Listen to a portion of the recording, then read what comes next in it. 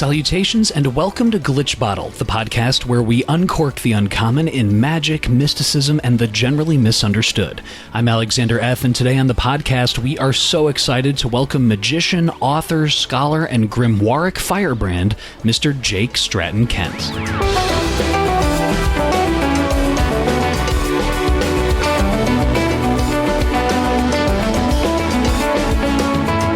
It would be fair to call Jake a Renaissance man, but that would actually be doing a disservice by limiting the scope and interest of Jake's work to just the Renaissance.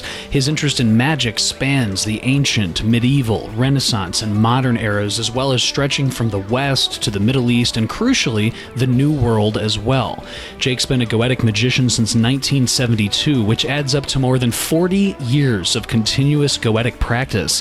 His practical work integrates the magical papyri, Italo-French grimoires, in particular the Grimoirum, Verum, and various African traditional religions. So in this podcast, Jake shares with us about his take on the actual roots of Goetic magic, what most magicians get wrong while approaching magic, and where he thinks magic in the 21st century is going. We also discuss the Grimoirum Verum and what this term mage-splaining is all about. And now, to help us uncork the uncommon, I give you Mr. Jake Stratton-Kent.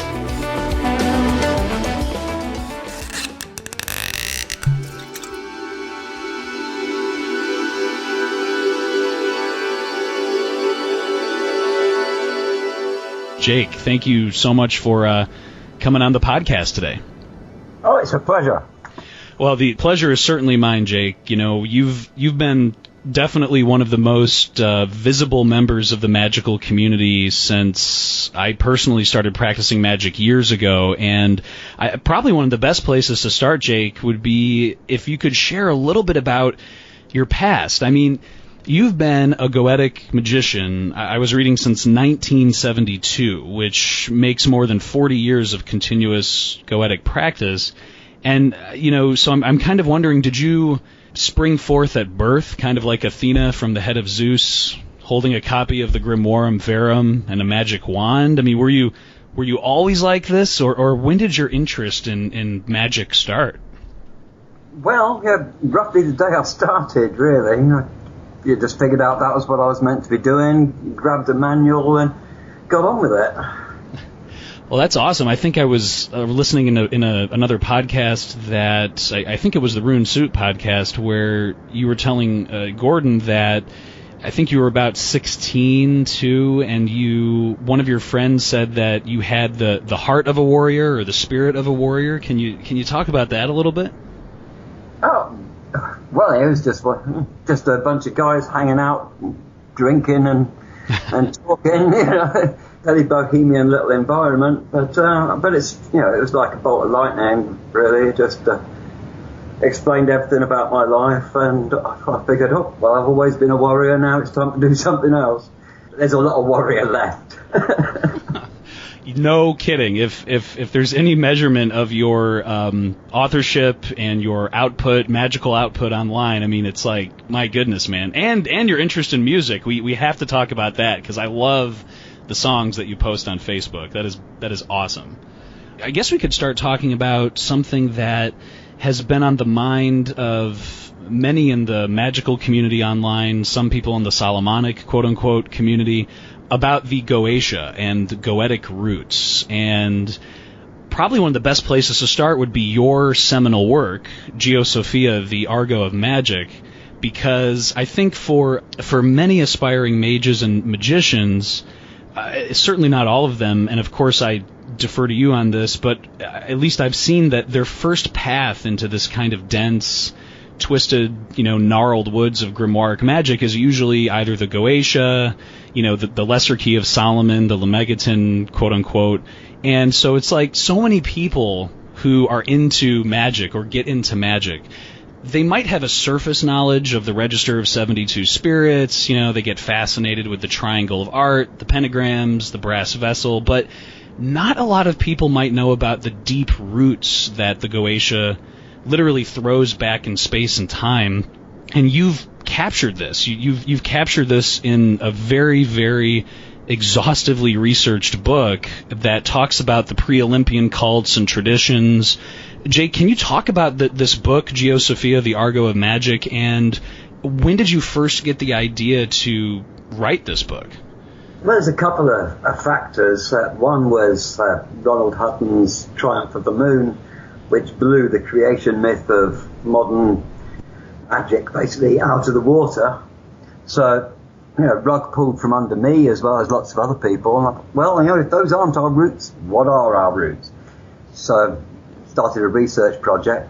Another one was Juliet Williams pointed out to me the earliest mention of Goetia is in ancient Greek literature, and it's talking about the Idaean dactyls and how they initiated Orpheus, and he went on to start the mystery cults. Kind of put those two together and just headed into research papers and God knows what else. Do you think, Jake, to the point that you just made, that when someone gets into the Goetia, or when they, pick up, of course, the Lesser Key of Solomon, say they're looking around, they get Joseph Peterson's edited edition, and they say, "Oh, great! I'm just gonna get the equipment, go through all the spirits, and it's gonna be awesome." Can you talk about what are some of the things that a novice or an intermediate practitioner of magic, or someone who's been doing it for years, might be missing about the Goetia? It just seems like, especially with your book, you did such a great job detailing the roots of it. I mean, what are the 2 or 3 big things that most Western magicians are not understanding about the Goetia? In the commercially led occultism, as you say, often goes through the Goetia of Solomon, often doesn't go any further. So I guess the way I started was practice and research hand in hand. I was lucky because my manual had an excellent bibliography, Mastering Witchcraft. It's even subdivided into sections, so you can explore different routes. That's one thing. It's don't just take the manual. Do research as well. History and practice aren't the same thing when they have different emphases, but they can certainly help each other. Being familiar with the history of it, and then also understanding the history, integrating the history, but then when it comes to actual practice, making sure that the history is kind of one of the tributaries in your practice, where you're able to draw on that. You're not just saying, "Oh, the Lemegeton's from the Middle Ages, and that's all I need to know." Yeah. So the Lemegeton's in it, very, fascinating book. Always been interested in the Goetia of Solomon, but it's not the only grimoire out there. I mean, the grimoires, it's a huge genre. There's lots more in print now than there was when I was 16, but it's still the tip of the iceberg. So we've overemphasized one book collectively for rather a long time.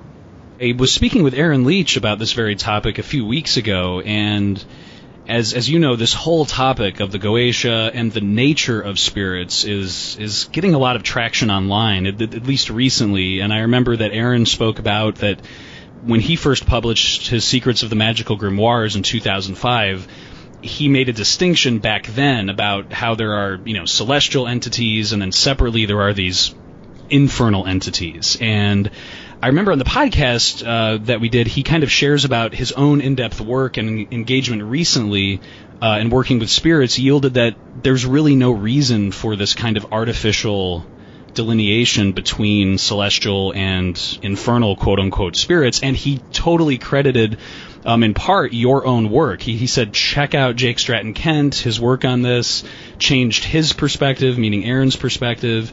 Can you just talk about that?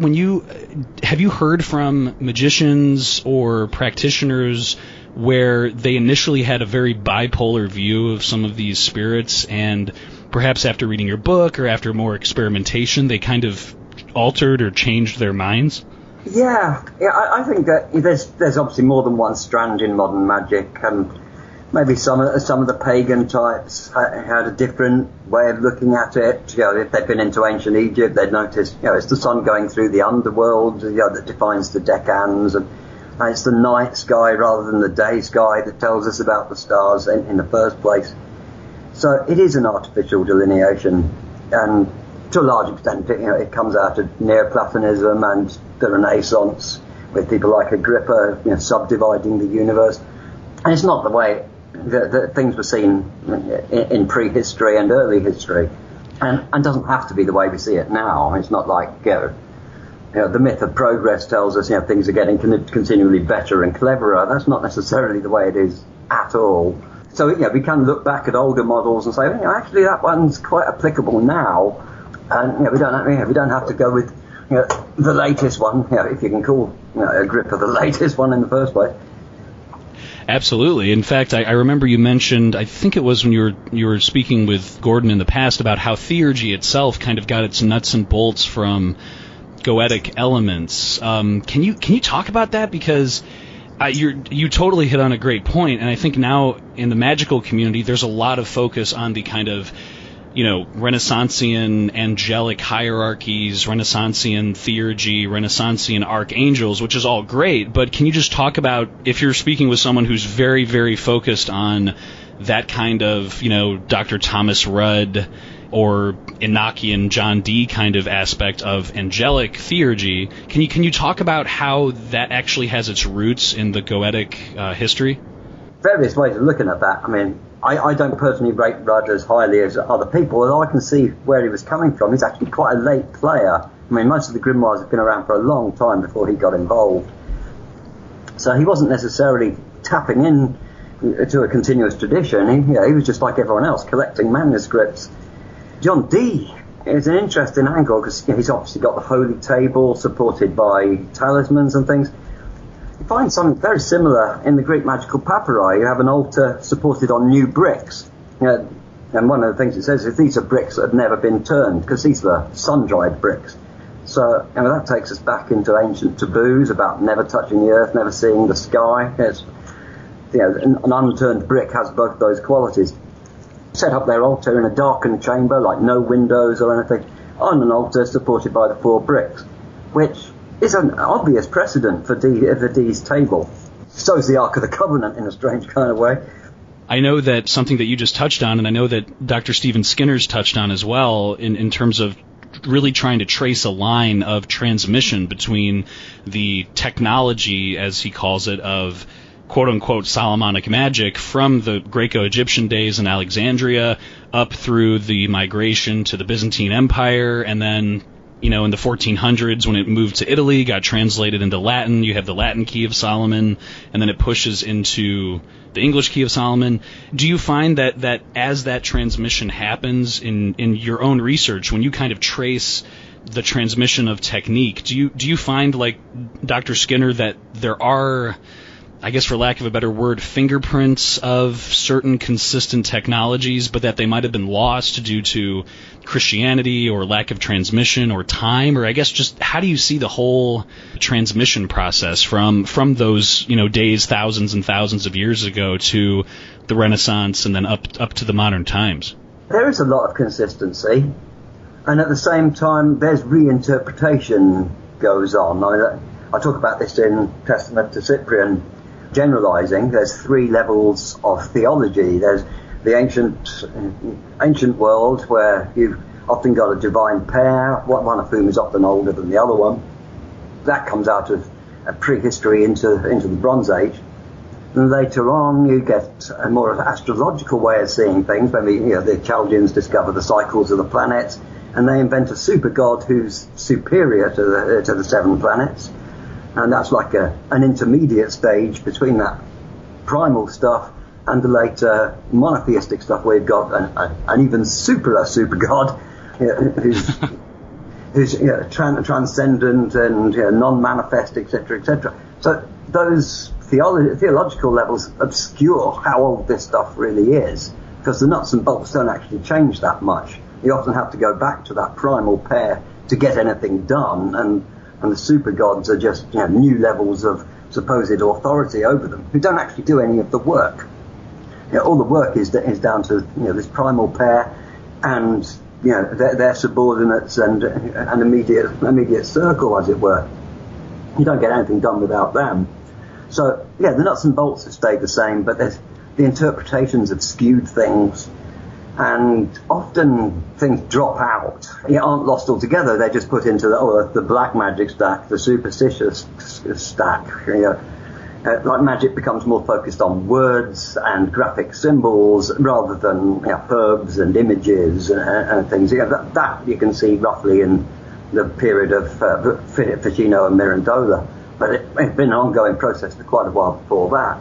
And magic becomes more a process of saying things and writing things down, and never mind getting your fingers dirty. So even Iamblichus with his you've got to have material stuff in theurgy, that kind of got brushed aside. Becomes more literal, more to do with words, whether they're written or spoken. So the nuts and bolts are still around, but they get obscured by these theological mind games. And I know that Stephen Skinner's mentioned this about, Christianity, for whatever value as a religion, it really did an incredible amount of damage to the transmission of magic historically, because when there was this migration of texts from, Greece and during the fall of the Byzantine Empire, and all this stuff was getting translated into Latin, there was all of this, as you said, there was either reinterpretation or, adding on layers that weren't there before. And that's so interesting that you mentioned that about the reinterpretation of it. Do you find, Jake, that when there is a reinterpretation of something, say for instance, you think of in the Byzantine Empire, the Hygromantia, moving, kind of migrating to Italy, let's say, and large elements of that being the foundation of the Latin Key of Solomon. Do you find that when there's a transmission and a reinterpretation, does it alter the nuts and bolts of the actual magical practice? Does it detract from the efficiency of a magician doing that? Is earlier always better? How do you see that process when you actually document a transmission from, say, one country to another or one region to another? How do you see that influencing the grimoires? Well, obviously it gives us a lot of variety. Yeah, that's true. And variety is good, I wouldn't want to pin anyone down and say, this is the Uber Grimoire, forget the others. That's not the way to go. I mean, experiment, and if you find deficiencies, then you can branch out. But there is a lot of dilution over the years. Some of it, probably to please the Inquisition, although I think that might be overstated, because some of these guys were very pious people. There's historiography. I mean, sometimes we look back and we don't get it. And I think the 19th century did a fair bit of that, to get people like A.E. Waite saying, this is this stuff in such and such a grimoire is a novelty, and then 100 years later we find out it isn't. It goes all the way back to the Hygromantia and beyond. It's not something a late 18th or 19th century text introduced arbitrarily. The Sibyls, for instance, so we can trace that back to the Hygromantia. We find mentions of it, although they're kind of buried, in Abramelin. So that strand had been around for a long time. It's just we didn't recognise it due to this, the way A.E. Waite and others skewed things. And MacGregor Mathers did a fair bit of skewing as well. He was anti-Goetia. You look at some of his notes in Abramelin. He doesn't like sorcerers. He doesn't like quote-unquote Negro fetishism, which he compares working with elementals and demons to. There's another way of seeing that, obviously. Yeah, for sure. And then, to your point, someone like Waite, let's say, or Mathers adds this extra layer of introspection really onto the texts themselves, and then all of a sudden you have entire generations of people who subscribe to just this one view, and they say, oh, well, this is totally it. And I think, and correct me if I'm wrong, I mean, for the past 100 years, ever since the Golden Dawn and Crowley and Mathers and Waite, until the early 2000s when Joseph Peterson, I know, started publishing texts and kind of redeeming the Mathers and the kind of Crowley translations of things. Until that time, there was probably a good 100 years where, for a long time, so many people were just like, oh yeah, the Golden Dawn is the most accurate representation of this kind of path, and that's certainly not the only game in town, right? Not by a long chalk.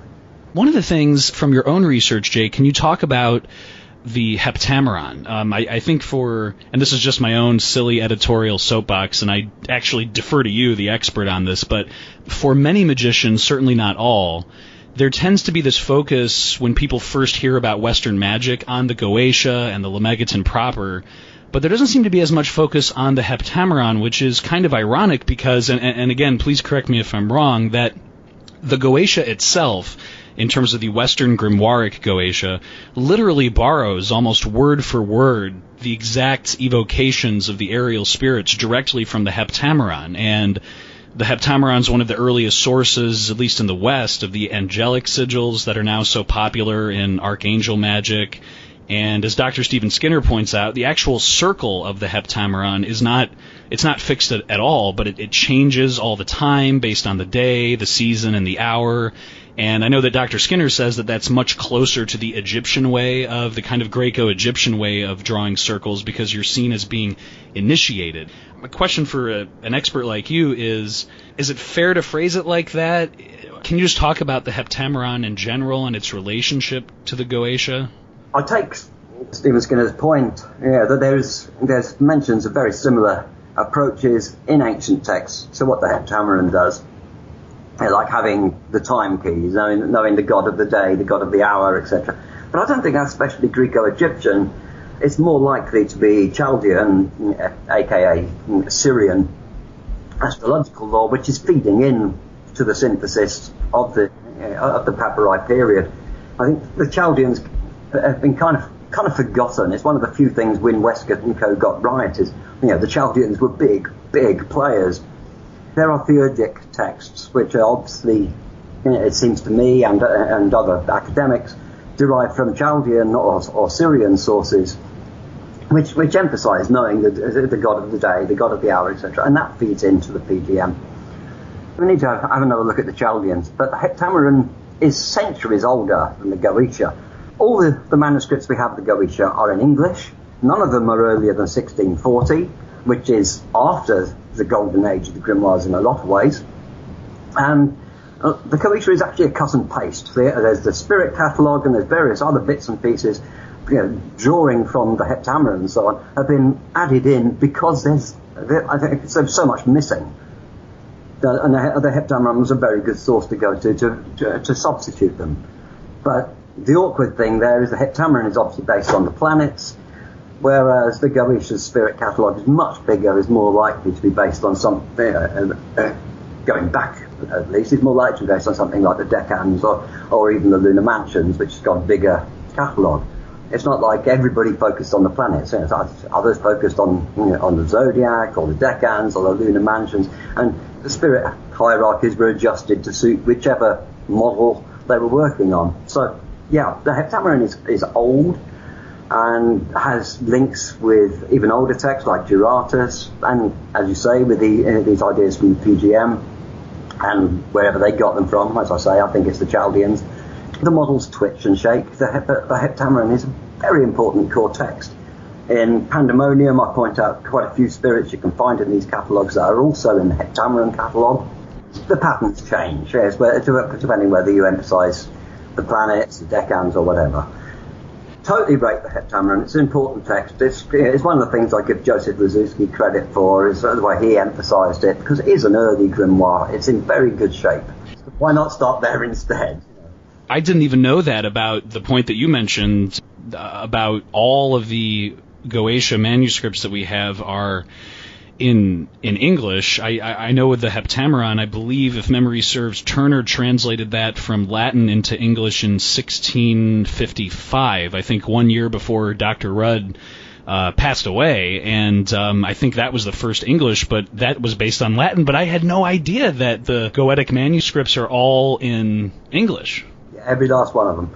So if I'm understanding this correctly, you're saying that the Heptameron is, of course, historically older, but in the Goetia, there is material that, of course, has deep roots to history, but because there might have been bits and pieces missing, whoever authored the Goetia might have drawn literally, huge hunks of either spoken words or invocations from earlier texts like the Heptameron to kind of supplement the Goetia proper. Would that be fair?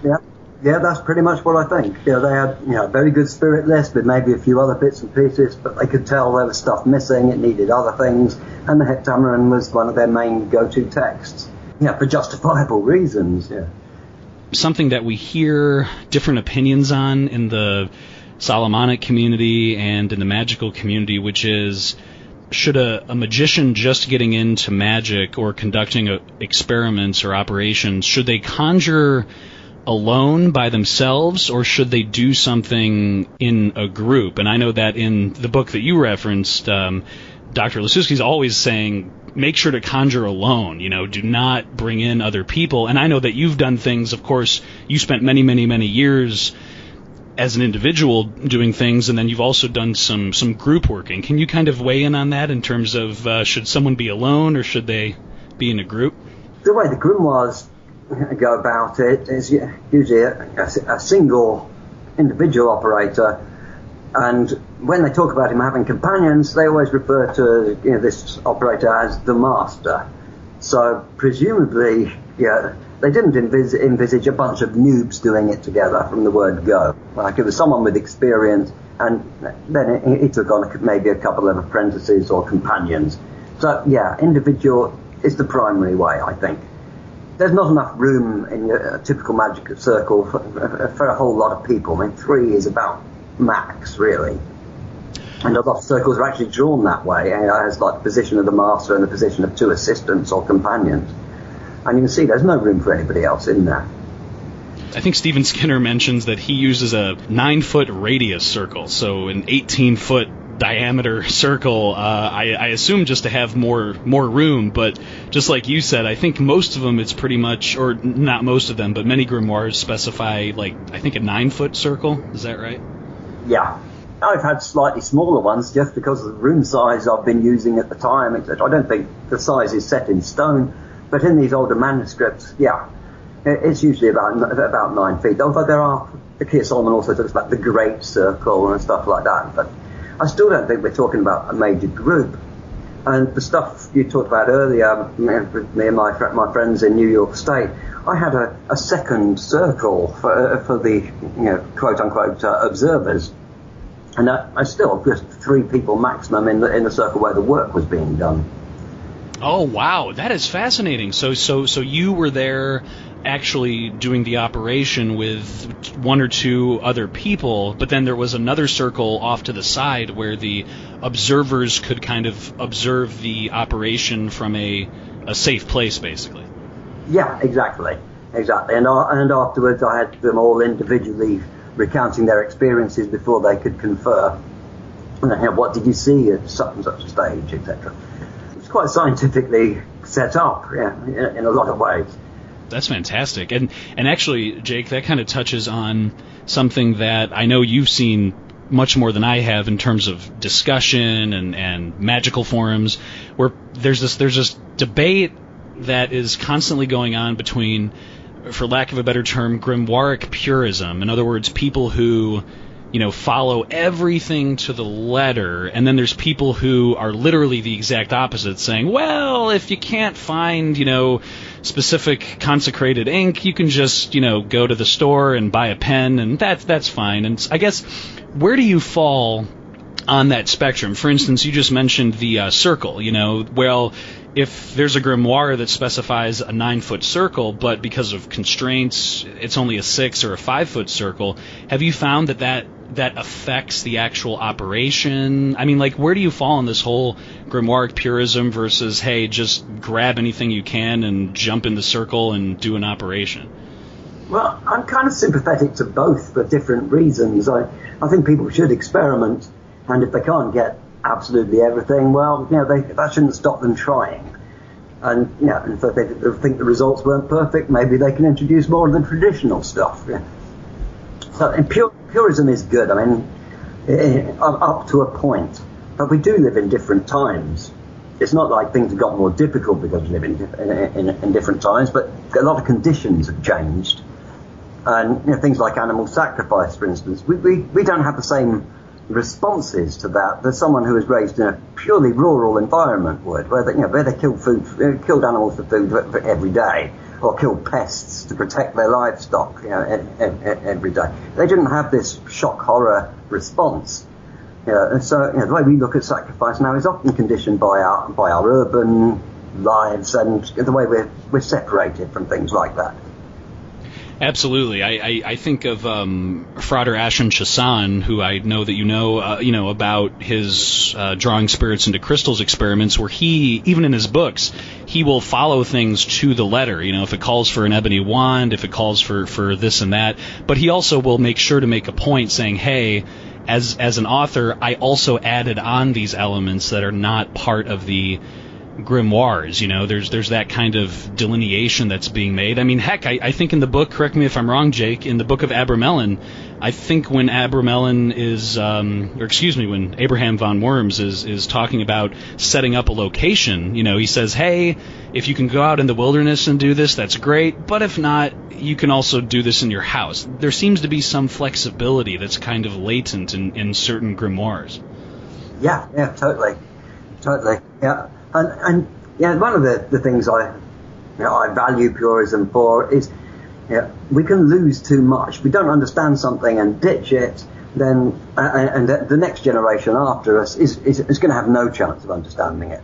Take the ebony wand for an example. Why is it there? Well, one of the main reasons I think is because it's the wood of Thoth or Tahuti.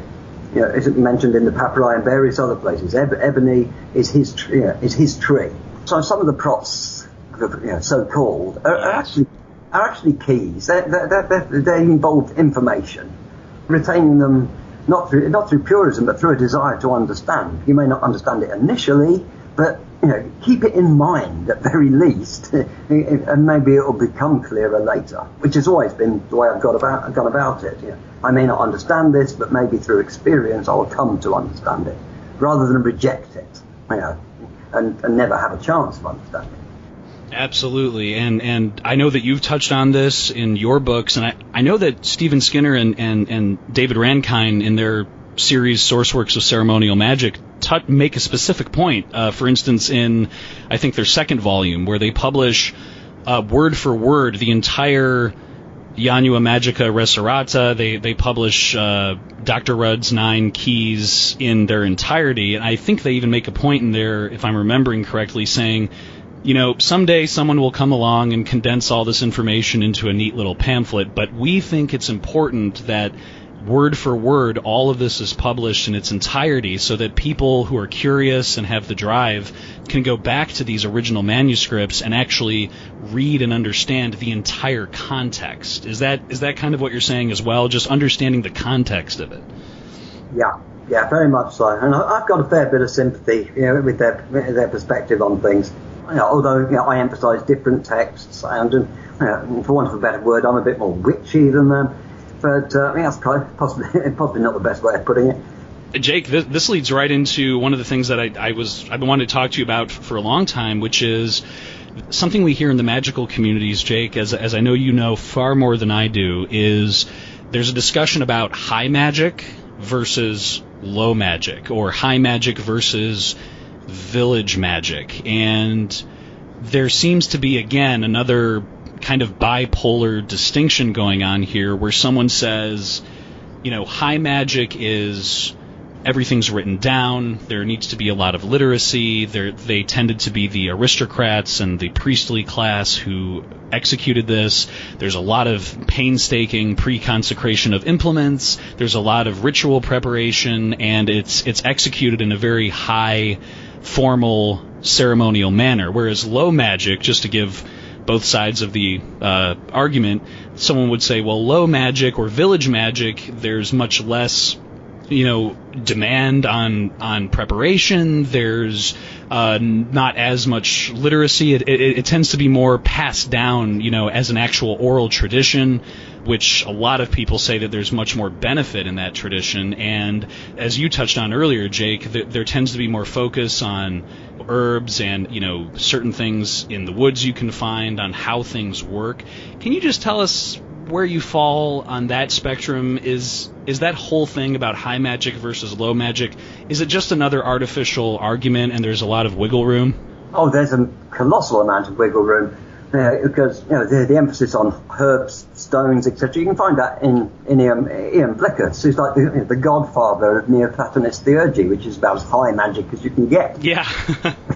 Yeah, so cutting out the herbs and stones and images is a later conceit, and it's got nothing to do with class divisions whatsoever.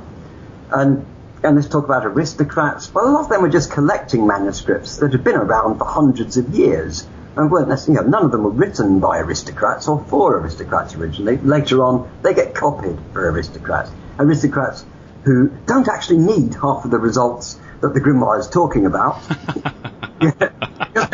Because they're very well placed already. Yeah. Right. It's such a fantastic point. So for someone who's getting into, and we'll talk about the Grimoire Verum, of course, later on, but for someone who might be online or reading books and they kind of hear this argument like, well, high magic, make sure to follow high magic, or even on the opposite side, high magic is just for a bunch of stuffy, monocle-wearing aristocrats in John Dee's day. Only do village magic. Don't read any Latin grimoires. It sounds like both of those are extremes, obviously, but it sounds like you're saying, hey, just follow your own interests, but don't close your mind off from either side of the argument. Yeah, that's fair enough. And one of the things I like about the Cyprianic tradition, particularly in Iberia and so on, is it seems to fuse both. You get access to the grimoires, and in various Cyprianic books, they're there in toto, but there's also the village magic strand, and they're fused in a very useful and straightforward way. And there's no reason to emphasise one or the other. Especially in the 21st century where we've got access to all sorts of information, we should make best use of it and not make artificial distinctions and divisions and say, oh, I'm not looking at this stuff. It's there, bloody look at it. We've got the opportunity. We've got opportunities even Mathers and co didn't have. Oh, for sure. In fact, and again, I defer to you on this, but I thought I was reading that when the Golden Dawn was originally getting founded, they drew on the very first translations of the Greco-Egyptian papyri, and that it was only until decades later that the papyri were actually translated in full. So even in the late 1800s, early 1900s, kind of some of the core foundational texts and the core foundational structure or elements of the Golden Dawn were actually based off of Greco-Egyptian papyri that really did not have the full context at the time. Am I remembering that correctly? Or yeah, absolutely. I mean, there's Goodwin or Godwin, his fragment of a Greco-Egyptian work on magic. It's pamphlet size, and wow. that's all the Golden Dawn had initially in 1888 when the first lodge was founded. 1904, you get the Leyden Papyrus published, which is a bit more substantial, but it's still a fairly slim book. A lot of important stuff, and it hasn't been out of arm's reach of my desk for most of my career. But the full-size, massive, sort of mail-order catalogue-size book that Betts brought out, that's in the 1980s. So that's about 100 years after the Golden Dawn. So we've got access to material they would have given their right arms for. Oh my goodness, absolutely. Yeah, and one wonders what certain magical lodge organizations would look like if they had access to that in 1893, Yeah.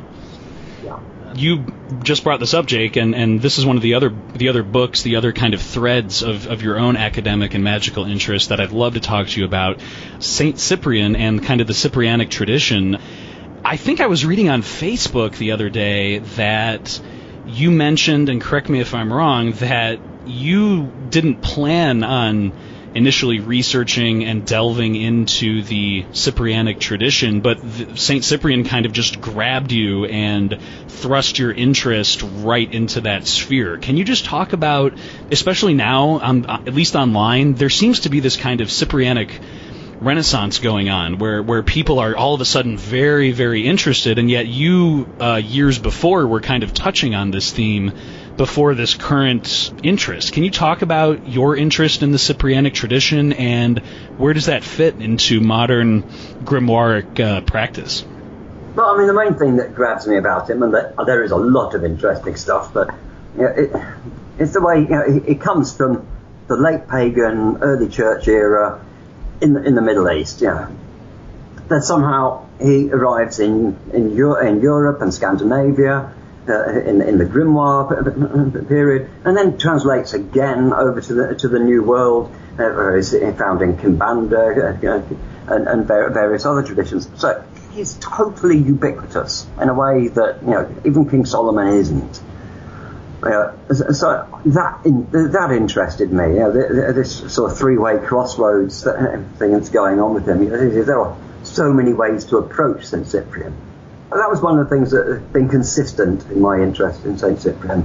Although it's launched off in lots of different directions, my Cyprian is perhaps more influenced by the ancient world with a little bit of the new world. I've sort of kind of got the grimoires covered beforehand, but it's also transformed my relationship with the grimoires. That's the dominant thing with me. It's this three-way ubiquity that he's got. Oh, for sure. I totally get why people are interested in him, and it's something we've touched on already. It's like, we can have the high magic and the low magic working together, which the Spanish and Portuguese Cyprian has always managed to do. As the coffee sinks in, wasn't the clavis inferni, the pardon my horrible Latin pronunciation, the key of yeah, right. I remember that was allegedly attributed to Saint Cyprian, and there's a lot of interesting things there. There's the 4 demon kings, there's the Ouroboros, the snake eating its own tail, which harkens back to Egyptian times. There just seems to be a lot of connection, as you say, ubiquity, that connects Saint Cyprian to not only modern Western grimoire, but the New World, the Greco-Egyptian era. There just seems to be a lot going on with our friend Saint Cyprian. Clavis Inferni is obviously from the more high magic aristocratic end of the spectrum. I mean, there's color plates.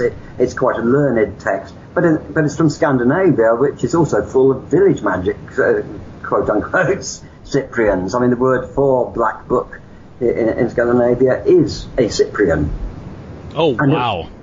And it was often lower class people who were involved with it. So Clavis Inferni is from the higher end of the spectrum, but it's not terribly representative of the magic of that region. But again, you've got Cyprian functioning on all levels, equally well.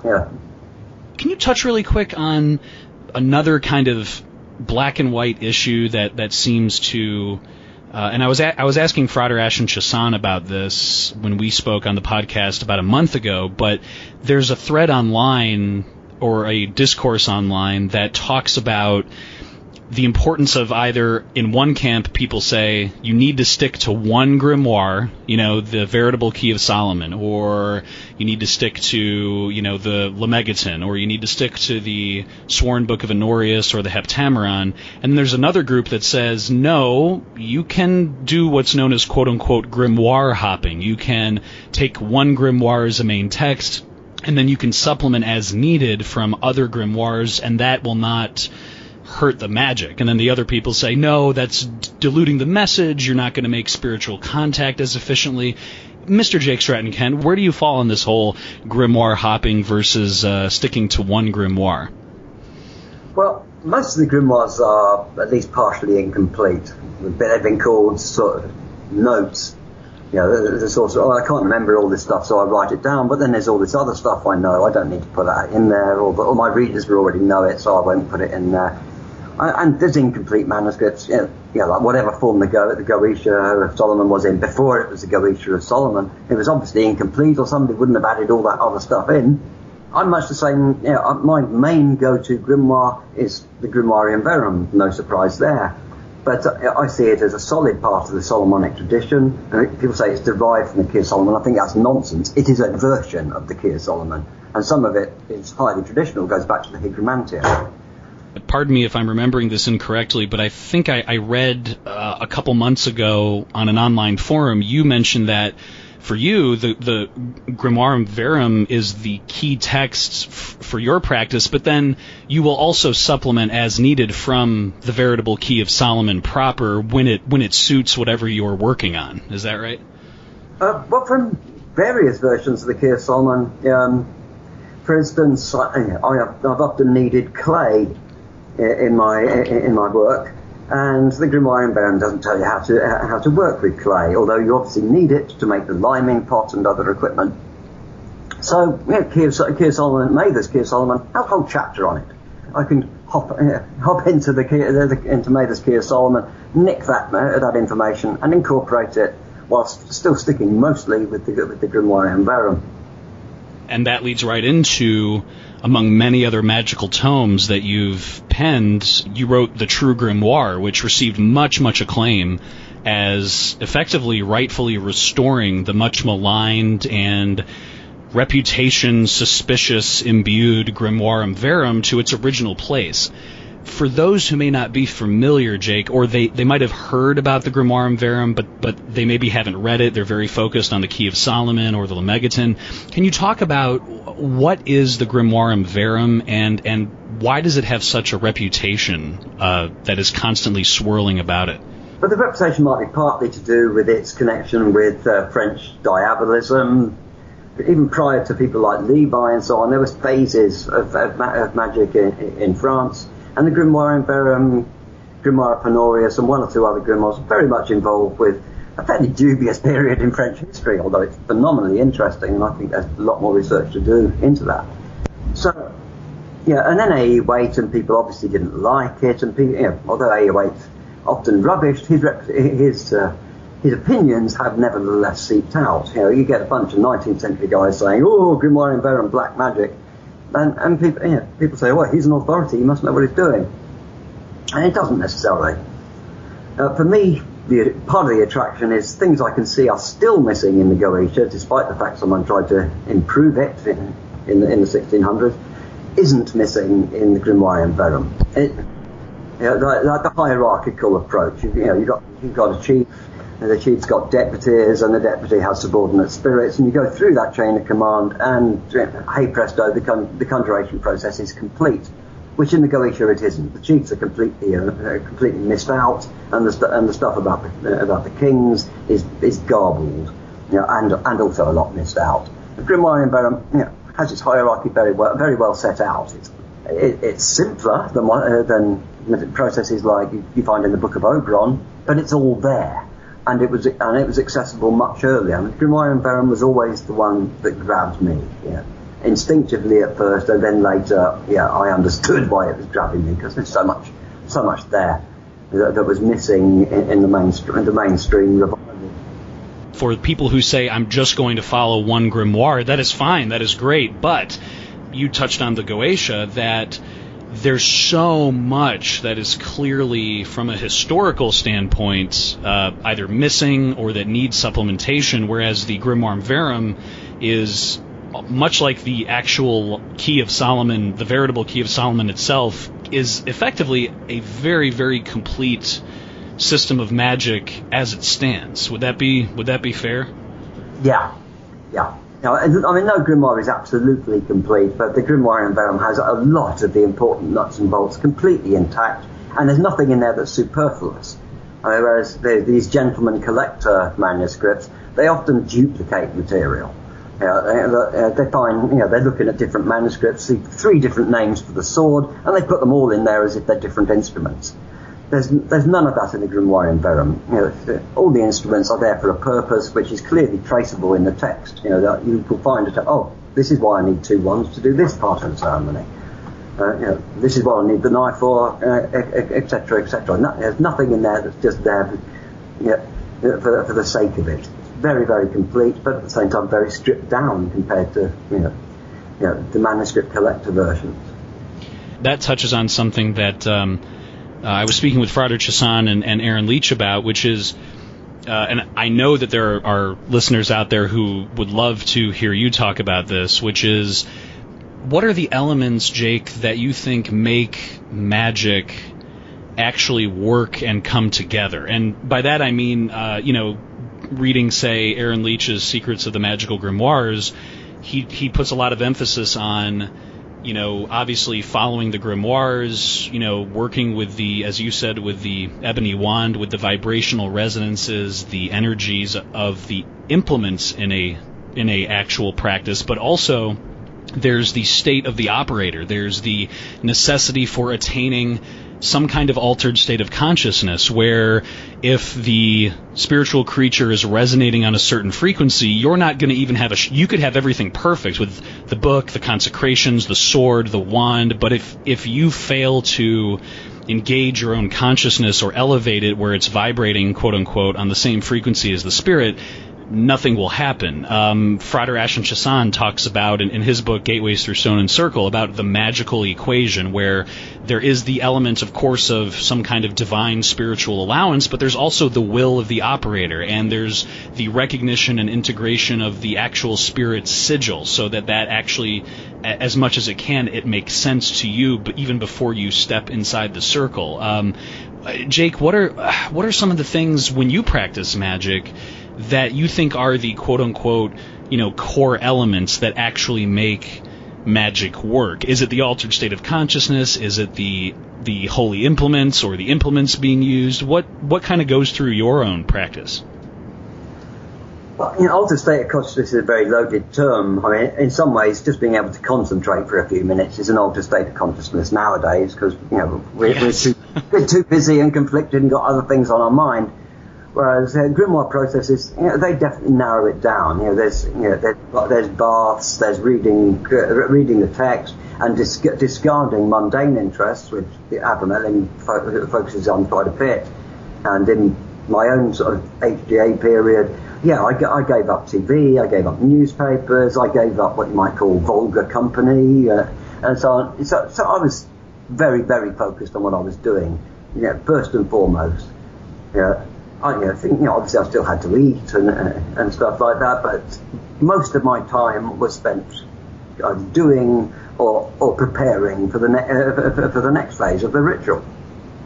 So, and that is an altered state of consciousness, even if you're completely straight. You've given up drugs and drink in order to do the process, but that is still an altered state of consciousness. Drawing all things to a point. Concentration is an altered state. Dear Solomon, one of the early chapters in the Mather's edition anyway, is concerning the divine love that should precede these operations. So, obviously there's some kind of religious or mystical focus taken for granted.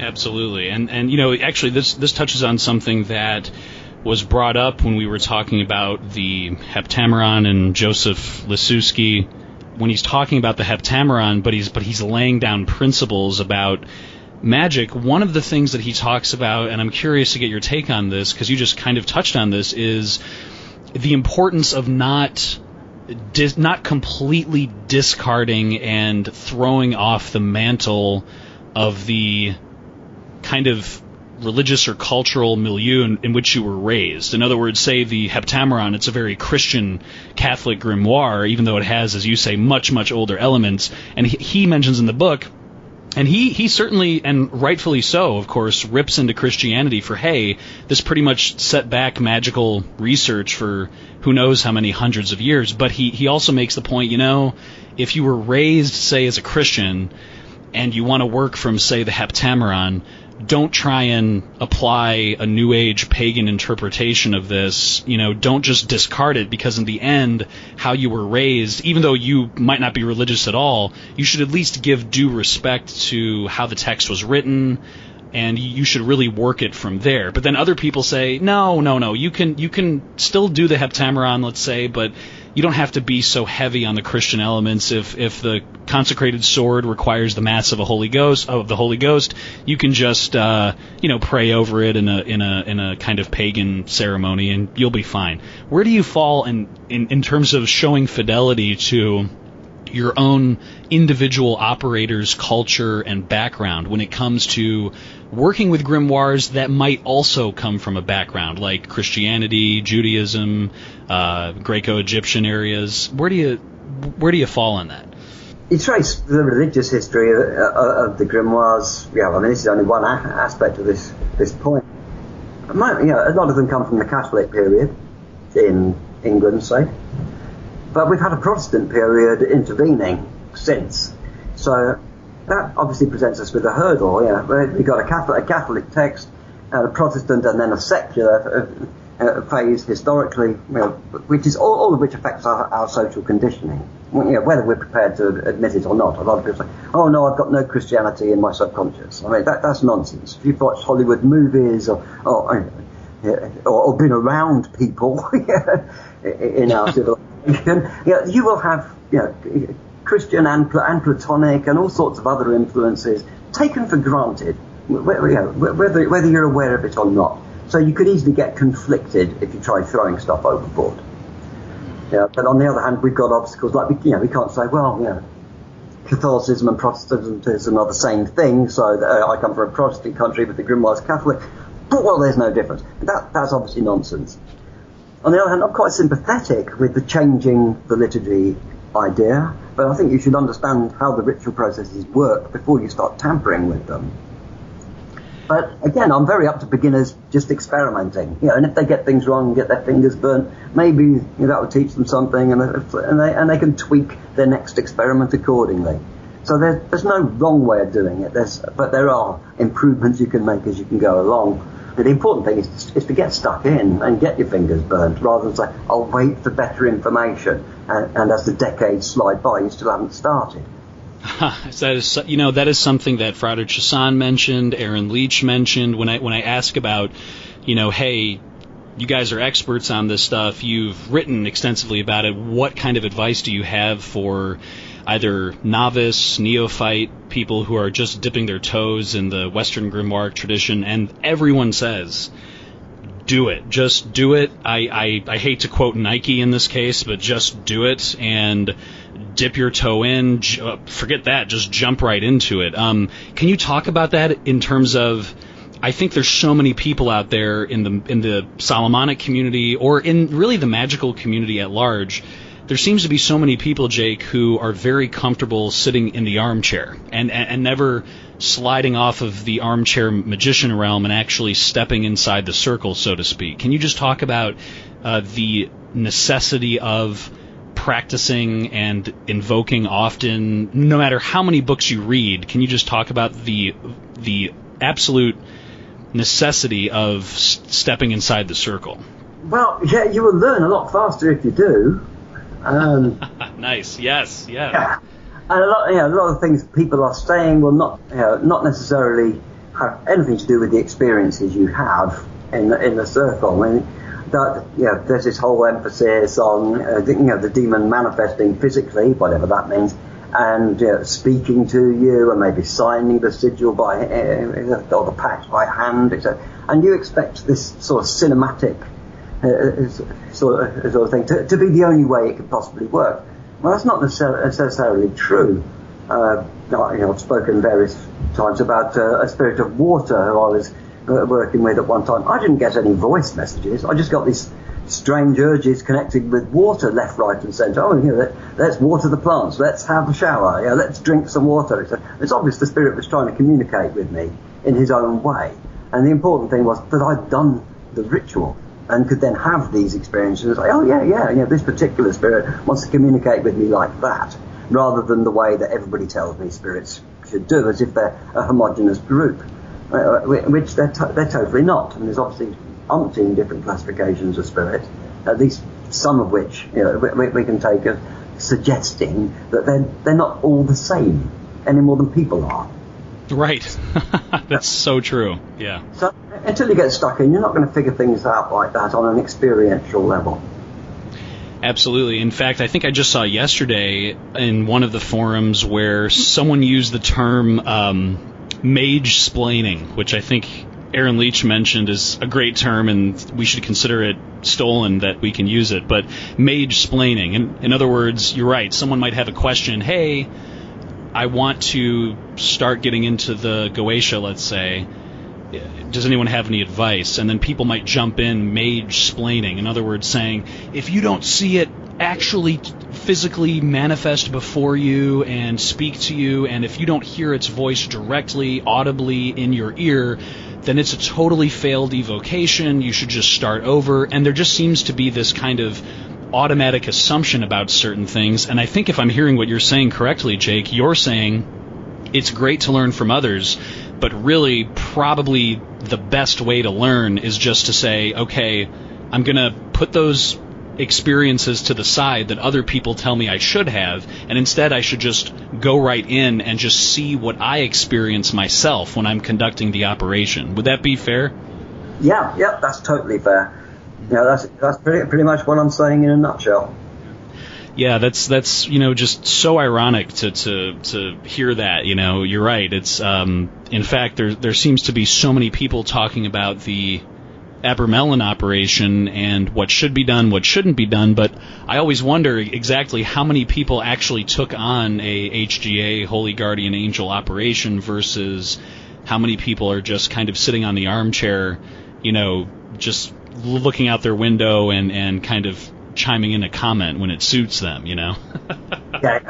You get the people who say, well, I had that whole experience in an afternoon on acid in the park.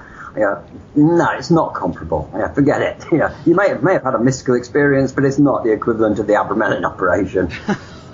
Absolutely. In fact, this is something I'd love to get your thoughts on, because I was talking with Aaron Leach about this, and it was about the use of psychedelics, and or people who are not in the magical community might come up to you and say, hey man, if you want to see angels, if you want to see Raziel or Metatron or something, just take 5 dried grams of psilocybin and you'll be flying on the angels. You don't need any of that circle stuff, that wand stuff. Forget all that. And Aaron kind of mentioned, and I read it elsewhere, that the reason why the grimoires are structured as they are is they will allow you to have these amazing experiences, but that's why they're so structured, because if you just, as you say, take some acid and go to the park, you might very well have a amazing spiritual experience, but you're basically hurling your consciousness willy-nilly into this area of just complete chaos, information receiving, and there's no order, there's no structure, whereas the grimoires provide a structure to that transcendental ecstasy. Where do you fall on this whole thing in terms of if people who are outside come up to you and start saying, just go to the park and drop some acid?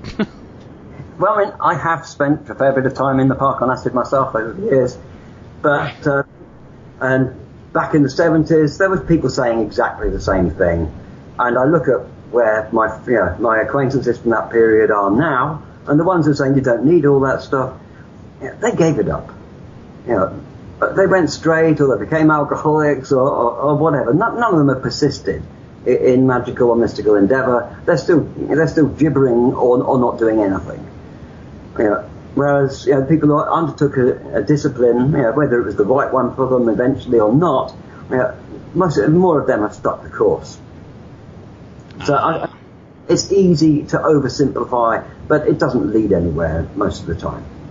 And even people like W.G. Gray have made the same point. I mean, taking drugs, you'll arrive on the astral, but you won't be able to read any of the signposts.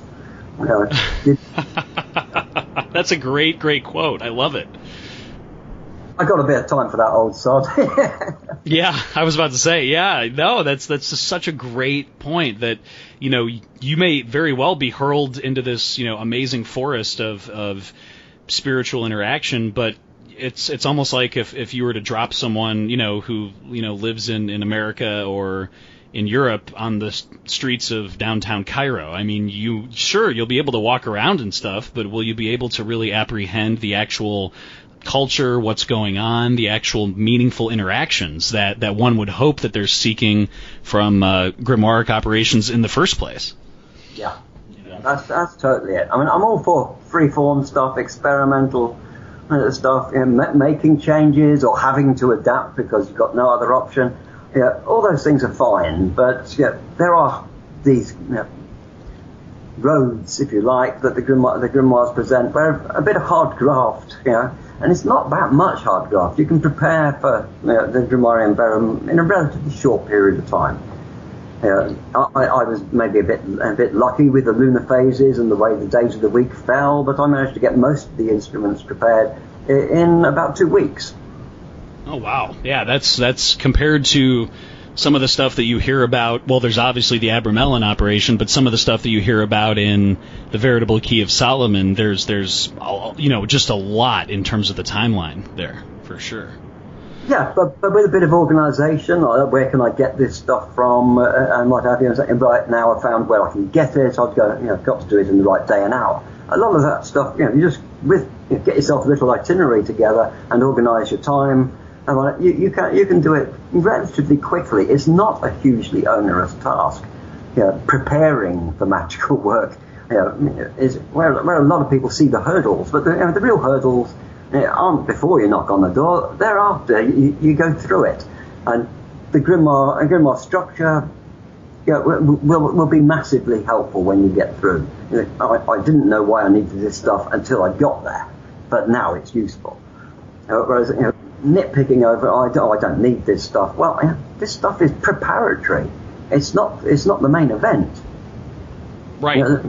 All the grimoires lead up to the door. It's up to you to go through it, and then you'll find out that these tools and these are actually quite useful. Yes. In fact, to use your example of the ebony wand and the kind of resonances there, you might have someone who might say, "Oh, I don't have that. I'm just going to go out in my yard and I'm going to pick up a black-looking stick and I'm just going to call it a day." And because that's just preparatory, and I don't need any of that. But what you're saying is that stuff may be preparatory, but there are very specific reasons why certain implements are called for, whether it's in drawing spirits into crystals or the Grimoire Verum or the veritable Key of Solomon. There's a specific reason on the astral, quote unquote, so to speak, a kind of energetic resonance that you need to really follow this at least as closely as possible. Right? Yeah. Whether you understand it initially or not really isn't important. I think some people overemphasize that. They never use something you don't understand. Well, it's like never eating anything you haven't eaten. You will starve to death very quickly. And Jake, since you kind of touched on this earlier about your own HGA experience, the Holy Guardian Angel, can we kind of talk about that a little bit, about the Holy Guardian Angel? Because you and several others, Aaron Leach has, of course, gone through the Abramelin Rite. Frater Ashen Chassan has written about his own unique contact with the Holy Guardian Angel. But can you just talk about that in terms of why is that so important to engage with the HGA as a necessity, as opposed to just saying, you know what, I never want to do anything with the HGA. I'm just going to work out of the Lemegeton, and I'm going to do that. I mean, can you just talk about the importance of the HGA from your experience? Well, I think HGA is only one possible label, and it might be misleading. Sure. But one of the important things about whether it's Abramelin or Liber Samek or even the beatific vision process from Liber Geratus, it's obviously a massive training schedule. It will pump up your magical muscles in ways that just dipping your toe in the water won't. So I think in that way the Golden Dawn and Crowley were more or less right. This operation does represent a new level of work. After you've gone through the elemental grades or whatever, they represent, if you like, magical infancy, and then the adept grades. I don't like these terms, but they're kind of useful because people are familiar with them. The adept grades start with the HGA. That represents magical puberty, if you like, and maturing. So it's a training process once you're ready, and it's very useful in that way. And Abramelin and Liber Samek have been the more familiar ways of doing it for a long time. But then you go to texts like the Papyri and so on, which have become available, and they've got different terms for these things. And even the PGM is, a fairly it's midway. It's obviously not Bronze Age. It's from the Roman period and before. I mean, some of the texts are a bit older, but it's obviously in the literate phase of magic. It's not from this prehistoric Golden Age or early Bronze Age period, where they didn't have ideas like super celestial and so on. But they may still, and did still, have a need for an intermediary spirit or patron. And that's what the HGA is, more or less. He's a go-between figure, for want of a better term, with all these other spirits. And he will enable you to contact them and protect you while you do. And figures like that are present in a lot of cultures. I mean, but virtually all cultures that have spirit contact have an intermediary or intermediaries who is important, and the relationship with them is like a critical step in the process. One of the most interesting things, at least in the Abramelin operation, is I think book 3 or 4, the last book, depends on which version, I guess, the Den version, this would be book 4. There's a bunch of magical squares given and magical formulae and things like that, but one of the things that the author says in the sacred book of Abramelin the Mage is, yeah, here are these magical squares, but once you make contact with your holy guardian angel, again, quote unquote, there's many terms for it, once you make contact, you won't need these squares because you won't need my guidance, meaning the author's guidance, because your holy guardian angel will explain to you exactly how to contact these spirits, how to work with spirits, what things mean. And I think that's kind of what you're saying as well, which is, this is a very important step, because if you ignore this, you're kind of leaving a lot of potential information and access to spiritual information on the table, whereas it really is very helpful. Yeah. I mean, you don't need this magical retirement to cast a few spells and so on, which virtually anybody can do. You don't always have to go to a magician to cast a spell that concerns something in your life. There's people who have no intention of becoming full-time magicians who might have a need to do a spell. But if you are focused on becoming a magician, then this is going to be a critical stage in your development, is contacting an appropriate intermediary. And I don't necessarily accept the theology around Abramelin, but sure. Yeah. But at the same time, such an intermediary is a vital thing for a magician to have, and it's one of the things that's missing in the Goetia of Solomon as it stands. One of the things that makes it very, very hard to work fully. I mean, people say, "Oh, I've done it by the book." Yeah, but there's major parts of that book aren't there.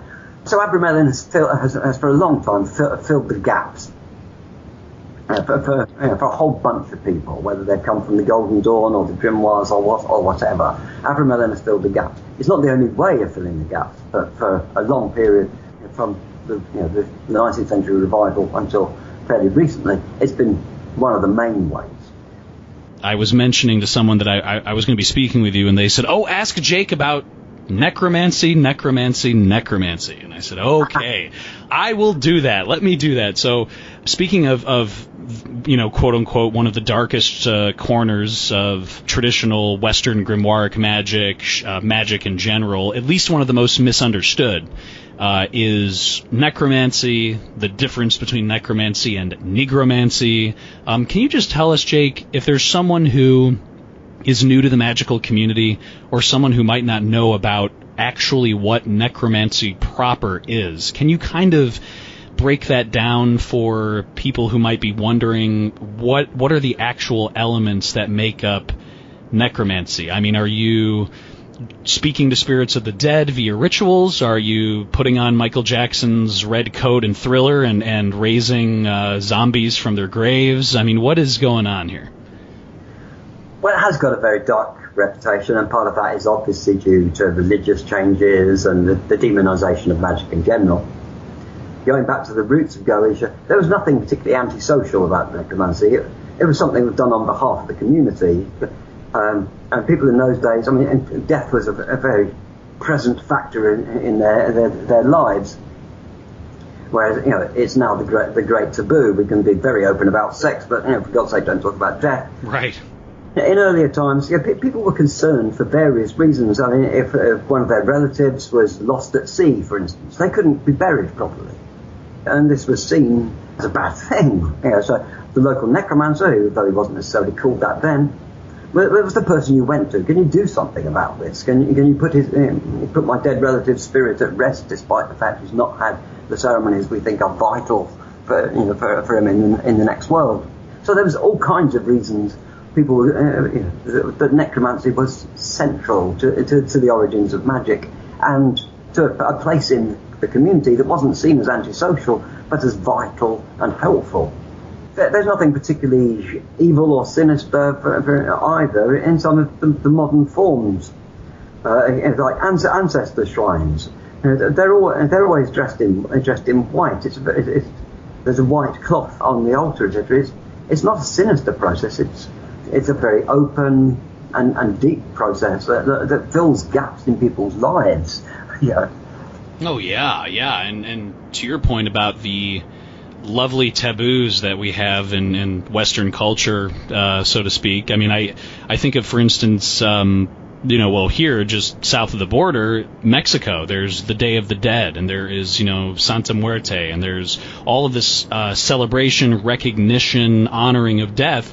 And then up here in the States, we are so obsessed with, American football and cosmetic surgery that we never think we're going to get old. We never recognize death, and it just never seems to be something that occupies any monicum of our consciousness. Yet what you're saying is that, especially when you look in the Grimoiric tradition, not only was it not taboo, it was such an integrated part of the ancient Goetic Grimoiric tradition that if you had some kind of teaching or oral tradition or even a grimoire that didn't touch on the subject, it would effectively be rendered at least incomplete. Would that be fair?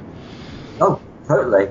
There is no running away from it. I mean, you look at the Buddhist tradition, they said his father tried to hide sickness and old age and death from the future Buddha. We don't see the Buddha as a sinister character because he came to terms with it. Right. That's very true. Yeah, we don't say, oh, the Buddha's totally off the rails, because they're actually recognizing a certain process of life.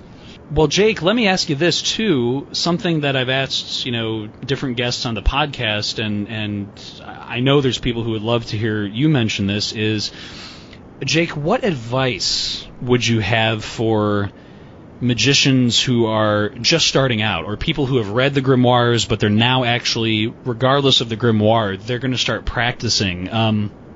I could ask you, what are the awesome tips that you have for them, which of course I'm sure we would love to hear, but I'd like to ask that question in the reverse, in terms of what are the major pitfalls that people should avoid? If someone, Jake, is out there and they're ready to start a grimoire, or they're ready to engage spiritually, what are, say, 2 or 3 things that they should certainly not end up doing? Or what are 2 or 3 things that may seem like a good thing, but in the end they probably should not do whatever it is? Can you think of any big, Jake Stratton-Kentian do-nots that people should follow? Don't share everything on the internet.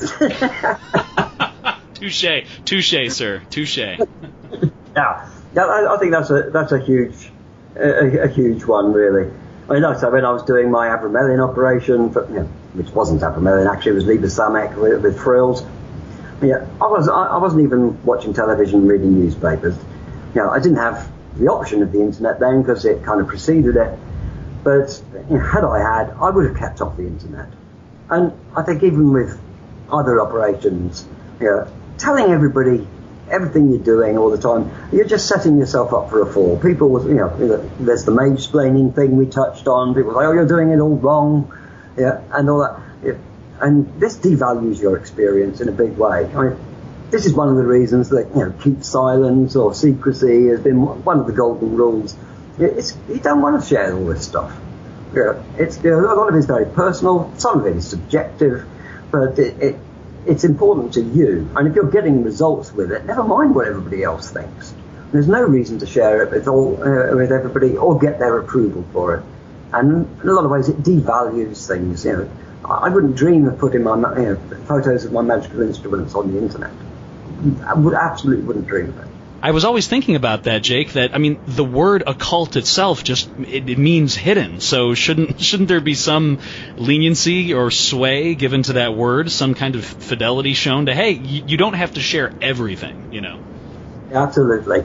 It's probably not a very fashionable thing to say, but I do think it's important. And if I ever get round to writing my so-called primer, it's one of the things I will say. I know that Frater Chassan and Aaron Leach have touched on this too, which is that, magic in the end is an incredibly personal experience, and if you do have any results, you want to share, great, but in the end, you're right, that it's really for your own insight and development. One of the things that comes to mind, I'd be curious what you think, is something that Stephen Skinner mentions is when you are engaging in any kind of grimoire and you're doing an invocation, it's really important to have the invocation or evocations memorized completely. A lot of people might read from a book. Stephen Skinner argues that effectively detracts from the ability to build up the necessary magical tension in order to execute an operation properly. Would that be something in terms of, hey, make sure to know the material really, really well? Would that be? Being familiar with it is obviously a good thing. The Grimoire and Verum gives similar advice. You should spend a lot of time reading it and familiarizing yourself with the text. But on the other hand, good luck memorizing all the invocations in the Book of Oberon or the Key of Solomon. Good point. Yeah, I mean, it's possible to memorize fairly substantial texts, although possibly the ancients and Renaissance types were better at it because they had an art of memory. I don't think it's absolutely necessary. Being familiar with the text means if you're reading it from a script, you're really just getting prompts. You already kind of know it. So be familiar with it by all means, but don't be scared of taking the text in with you. And some of the grimoires actually insist that you write the invocations out yourself, so they're obviously anticipating you reading them. Yes, absolutely. One often thinks of the Liber Spiritum, where you're supposed to literally write the actual invocations right in there. You're supposed to have it there for you for easy access. Yeah. And the kind of states you might get into in a magical operation, there's all sorts of things that might break your concentration to a certain degree. It make it hard to recall things, because you're terrified or you're ecstatic or whatever. So having a prompt in the form of a script is actually quite useful. And mentioning W.D. Gray again, he talks about group rituals where somebody appears to have forgotten their words and people are like nudging their elbow, etc. The guy might be in an ecstatic state getting a message from a spirit. So give him a break. He calls it, I think, a magical hiatus. They're actually potentially quite important events. So I don't think, and Gray also says, having a written script is not a bad thing, and I think he's totally right. And we've already discussed how the grimoires seem to anticipate you having it written down. So memorization can be useful, but only up to a degree. Well, Jake, I know that there's so much more that we can talk about. I know that you are always working on something. I would be remiss if I didn't ask, what is coming up next on your horizon? Can you tell us about any new books, any new projects coming up, any new areas of focus? I know you just mentioned eventually possibly getting around to writing a primer of sorts. What is next in the Jake Stratton-Kentian universe that you can share with the greater magical community? Well, these things are always subject to change, of course. I didn't intend to write Testament of Cyprian, it just thrust itself upon me. But I do have 2 or 3 projects that I'm seriously considering. And one of them is this so-called primer. Although I don't think there is actually a possibility of it being a primer. But maybe an intermediate text, shall we say, that's going to help people over the hurdle. And there is good reasons to have a new one, I think, because some of the ones that have been around since the 70s, they were excellent, but they don't entirely anticipate all these new grimoires being available. They don't anticipate the greater access to African traditional religions and all sorts of other things that have happened since, like the papyri, for instance. Those things have all come since the last major generation of primers, so there is definitely room for one. But if it's going to be goetic and deal with working with spirits, it's not going to be a 101. It's obviously got to take a certain amount as read. I think that's inevitable. But that's one possible next project. It's probably the most useful and substantial one that I've got up my sleeve at the moment. I have a couple of other possibilities. One of which is mostly for my own creative benefit. I'd love to write a novel because I have not done it, and it would be something new for me. It would be a challenge. So that's a possibility as well. Oh, that's awesome. Yeah, I was just going to say, given the amount of kind of scholarly research and kind of, quill to parchment that you've put forth in, the past years, a novel would be fascinating. Do you mind if I ask, would it be like fiction, nonfiction? Would it tackle certain spheres that you've written about before? Would it be something completely new? I do have some ideas, and they involve some historical themes, but at the same time they're quite out there. It's science fiction, horror, whatever, all in the mix. And I'm not making any promises. I might completely fall flat on my face with this. I've not written any fiction before, well, not published or finished, and it might be something that's actually beyond me. But that's not going to stop me having a go. But it won't necessarily get published. But hey, if I actually get on a roll with it and I'm happy with it, it's a creative challenge. It's something I haven't done, and I like challenges. Absolutely. Well, we'll certainly keep our ear to the ground on that.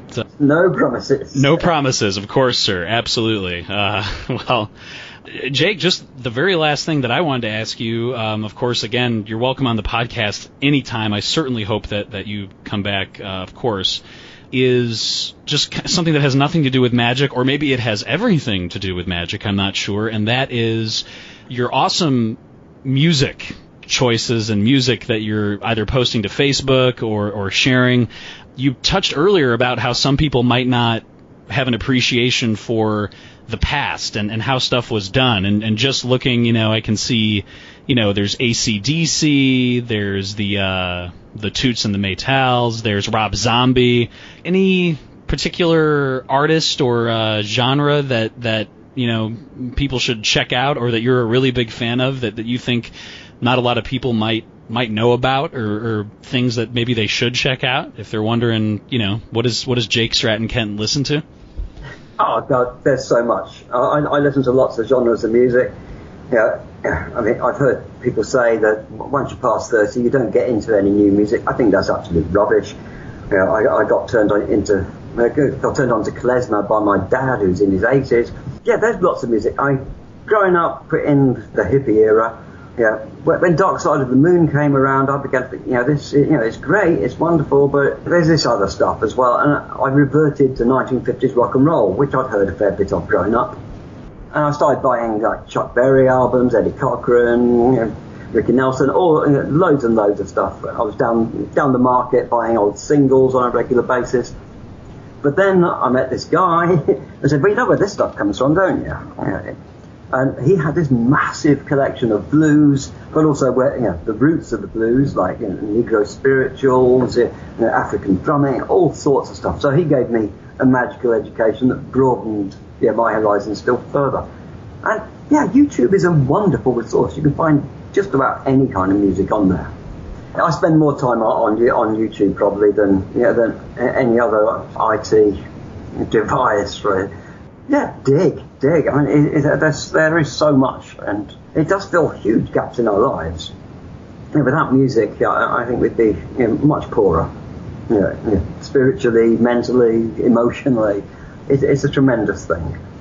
Well, absolutely. I certainly would encourage people to check out some of the genres and some of the artists that you just named. Jake Stratton-Kent, I really appreciate you taking the time and just coming on the podcast today. You're welcome back anytime, and I just wanted to say it's been just a real pleasure, and just thank you for joining us today.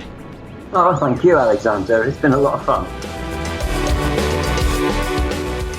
And thank you for listening to this episode of the Glitch Bottle Podcast and helping us uncork the uncommon this fine day or night, or wherever you happen to occupy space-time in your occult lairs, your summoning towers, or your cloistered libraries of the esoterically awesome. You can check out previous episodes and other magical Glitch Bottle news on YouTube, youtube.com/glitchbottle, and you can download episodes on our blog, glitchbottle.blogspot.com. Please make sure also to subscribe and follow us on YouTube, and also you can follow us on Twitter at glitchbottle, all one word. Our intro music is the track Tornado by David Zeste. Our magical interest is fueled by sincerity, passion, amazing guests, and a copious amount of clinking coffee cups. Until next time, this is Alexander F. reminding you to invoke often, uncork the uncommon, and keep the light.